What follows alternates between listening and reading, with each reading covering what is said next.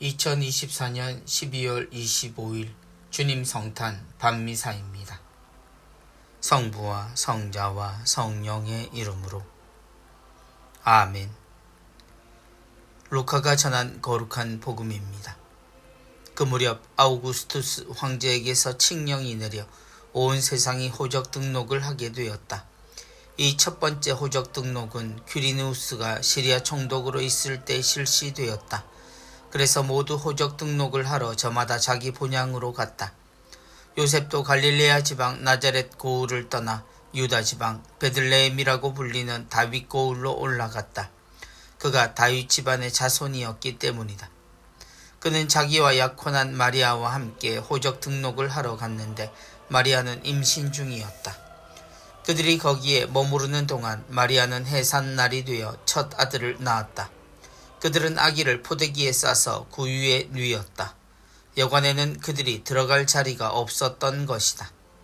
그 고장에는 들에 살면서 밤에도 양떼를 지키는 목자들이 있었다. 그런데 주님의 천사가 다가오고 주님의 영광이 그 목자들의 둘레를 비추었다. 그들은 몹시 두려워하였다. 그러자 천사가 그들에게 말하였다. 두려워하지 마라. 보라, 나는 온 백성에게 큰 기쁨이 될 소식을 너희에게 전한다. 오늘 너희를 위하여 다윗 고을에서 구원자가 태어나셨으니 주 그리스도이시다. 너희는 포대기에 쌓여 구유에 누워있는 아기를 보게 될 터인데 그것이 너희를 위한 표징이다. 그때 갑자기 그 천사 곁에 수많은 하늘의 군대가 나타나 하느님을 이렇게 찬미하였다. 지극히 높은 곳에서는 하느님께 영광, 땅에서는 그분 마음에 드는 사람들에게 평화. 주님의 말씀입니다. 그리스도님 찬미합니다.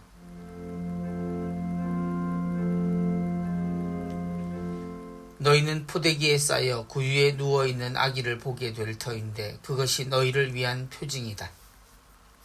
성탄의 밤입니다. 지금 우리에겐 하루가 끝나는 시간, 그러나 옛 사람들에게는 하루가 시작되는 시간에 하루를 시작하며 우리는 주님이 우리에게 오셨음을 기억하고 기념하는 미사를 시작합니다. 지금은 크리스마스 이브가 아닌 성탄의 밤입니다. 어두운 밤, 사방을 구분하기 어려운 어두움처럼 누구도 그분의 탄생을 알지 못한 시간과 장소에서 주님은 오셨습니다. 그리고 하늘로부터 내려오신 아기 예수님은 별로 표현되지만 그분이 땅에 도달한 모습은 아무도 상상하지 못한 모습이었습니다.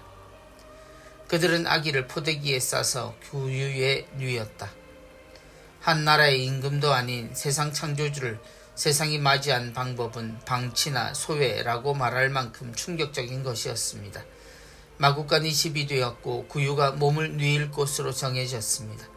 주님을 찬양하는 소리가 높은 우리는 이 마구간을 축복이 내린 장소로 보고 그곳을 마다하지 않으신 하느님의 사랑과 성자의 겸손함을 노래하지만 사실 이 탄생은 세상 아주 보잘것없는 사람의 처지에 하느님이 오셨음을 보여주는 현실의 모습이었습니다. 그래서 어머니의 품을 닮은 포대기에 쌓인 아기는 짐승들의 먹이통인 구유에 누울 수밖에 없었습니다. 여관에는 그들이 들어갈 자리가 없었던 것이다.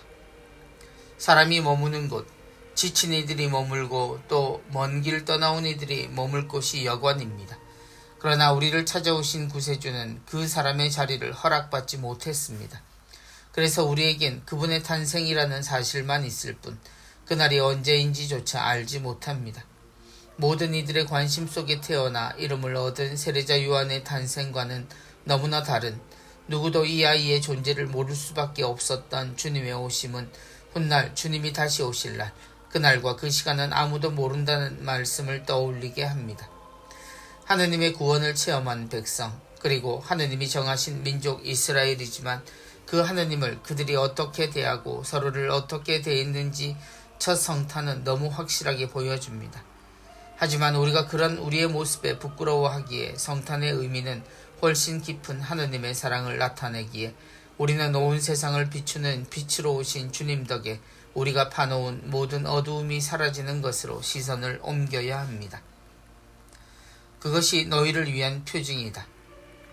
예수님의 탄생에 대해 가장 먼저 알게 된 것은 마구간에 머물렀던 부모였겠지만 그럼에도 세상에서 처음으로 탄생에 대해 알게 된 이들은 마구간과 너무나 잘 어울리는 들판의 목자들이었습니다. 그리고 그들에게 구세주의 탄생의 표징은 구유에 누워있는 아기였습니다.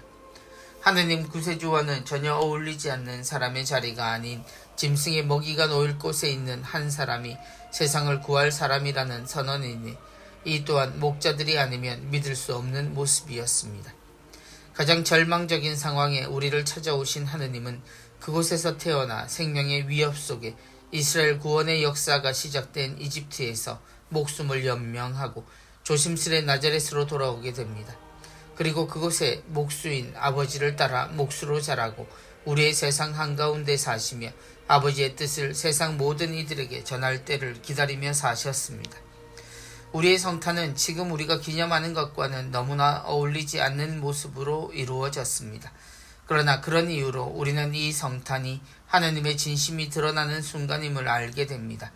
우리가 그런 줄 모르시지 않았던 하느님, 그렇게 살면서 늘 하느님의 심판만 하늘 저만큼 멀게 만들었던 사람들 사이에 들어오셔서 심판의 칼 대신 누구나 그 나라로 들어갈 수 있도록 한 번도 다치지도 잠기지도 않으셨던 하느님을 전해주셨습니다. 세상의 생각은 모두 틀렸고 그들의 민낯이 드러났으나 그조차도 수용하시는 하느님은 우리가 말하는 열악하고 나쁜 상황 속에서 단 한 번도 극복이나 노력이라는 말이 아닌 사랑으로 사람됨의 진실을 보여주셨고 모두를 하늘나라로 이끌어 주셨습니다. 마구간에서 십자가로 우리는 하느님의 뜻대로 사는 일을 마음대로 다루었지만 그는 처음부터 끝까지 행복한 삶을 살며 인생의 가치를 알게 했습니다. 마지막까지 발악했던 세상은 십자가로 그의 생명을 끊어보려 했지만 그는 이미 모든 생명을 세상에 남기고 죽었고 아버지는 그가 영원히 죽지 않음을 확인시키며 세상에 확실한 교과서를 남겼습니다. 단 한 번 우리가 경험한 이 성탄을 통해 우리는 눈에 보이고 귀에 들리는 그리고 우리의 숨소리로 느끼는 하느님을 마주하게 되었습니다. 결국 이 아이가 우리의 모든 상식과 상상 그리고 지금까지 이어지는 환상을 모두 무너뜨린 진짜 하느님을 알게 했고 지금도 함께하며 우리를 늘 죄에서 끌어내고 하느님의 생명을 먹게 했으며 하느님의 자녀가 어떻게 살고 배우고 성장하며 하느님을 닮은 사랑을 선택하고 일을 하며 다시 하느님 품으로 돌아가는 모든 인생을 다시 설명해 주었습니다. 이것이 이 세상에 탄생한 하느님입니다. 메리 크리스마스의 내용입니다. 성부와 성자와 성령의 이름으로 아멘.